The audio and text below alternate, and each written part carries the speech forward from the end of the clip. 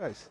Now, it's an interesting paradox because on one hand, one side is saying it's your duty, this is your call of your religion and your loyalty to your religion, and this is what you must do in order to Yeah. be a good Muslim. Yeah.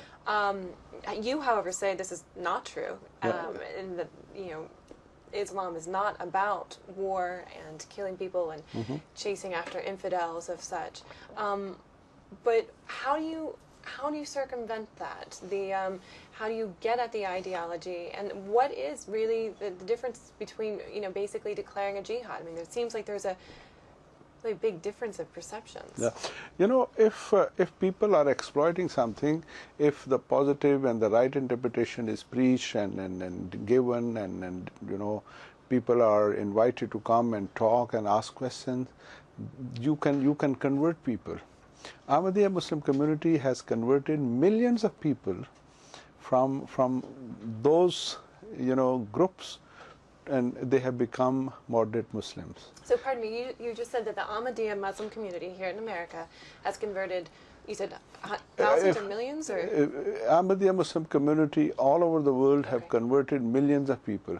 From the radical factors? From the radical factors, or those who had misunderstood or distorted interpretation of jihad, and now they are moderate people, and they are with us in this jihad.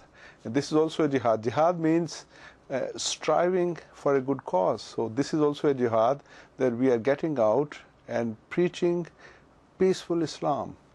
And those people have abandoned those ideas.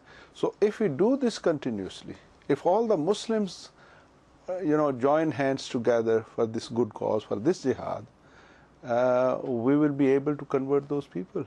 And then it will be as if taking the rug from under their feet, that you have no ground to stand, and then you cannot use this perception or create this perception that we are the defenders of faith, and if we don't defend, Islam will be destroyed by United States and its allies.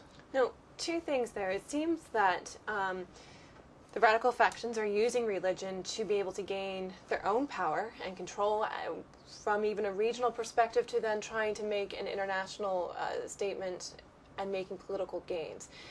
You, however, are saying that's not the appropriate forum. Is that correct?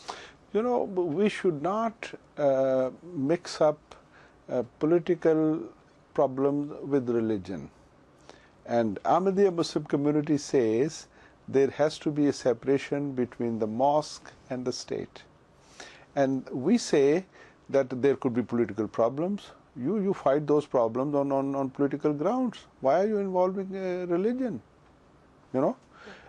This is what is being done, that for every problem they would exploit religion, because they say people listen and they obey and they are religious, and if they are told your religion is in danger, they will sacrifice everything. Now, what have people said to you, if you've had the privilege of conversation with somebody who's gone from being a radical to now being, quote-unquote, converted to being a moderate? What have they said in regards to their change now in perspective, their change in now realizing, wow, I was really misled? You can have different stories, and then there are Americans who have converted to Ahmadiyya Muslim community, and they will tell you that how they feel at peace, that thank God we are not one of those anymore. We are peaceful people. We preach peace. We try to have inner peace. We try to have peace at home. We try to have peace in our neighborhood. We try to have peace in our communities, in our educational institutions, in our states, in our country, and they say that they have achieved the purpose of their life, and they want to get out and tell, look, I have done this in the past, and I'm telling you I was wrong, and come and see. This is the truth, and the truth of the matter is the Holy Quran does not allow you to kill one person. There is a verse in the Holy Quran that if one person is killed, it is as if you have killed whole humanity.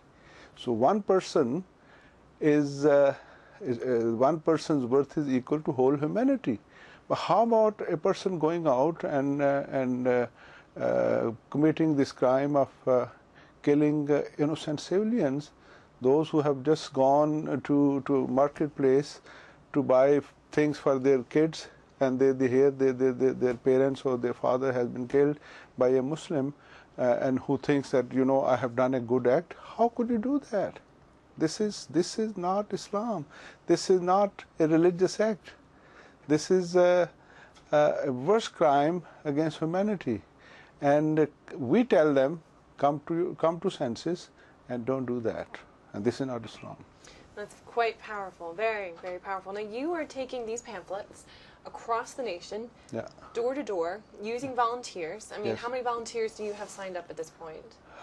We will have around 10,000 volunteers, and we will have more, because I just got an email before this interview. A very senior journalist from New York, who's not a Muslim, he says that I want to come and go with those people who are distributing these flyers. While we were distributing the day before yesterday, a lot of people stopped and they said, give us more, we will distribute in our neighborhood. And they were not Muslims. They said, you are doing the great job, and this was long overdue, and we commend what you are doing. So is that simply how people can get involved, is by Yeah. going to the website, Yes. calling the 800 number, Yes. and how is it they can get brochures that they can distribute to their own community? Yes, they can, reach us info@muslimforpeace.org or 1-800-YISLAM, and they can offer their services. And this is everybody's cause, and we are inviting everybody to come on board.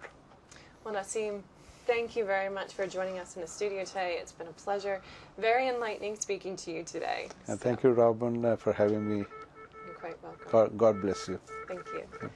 You've been watching another edition of iCastNews.com, live and direct from UN headquarters in New York City. I'm Robin Wallace.